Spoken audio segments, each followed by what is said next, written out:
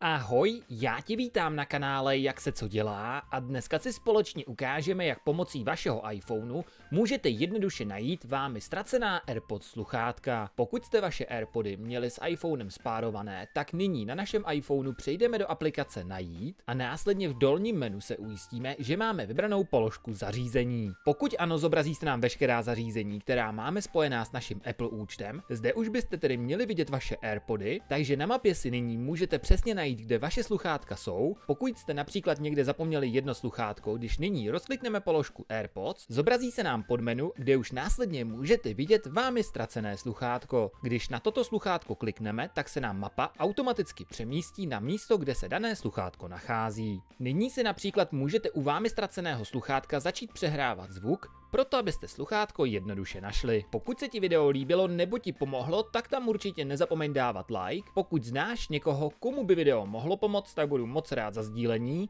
a já se na tebe opět budu těšit na kanále Jak se co dělá.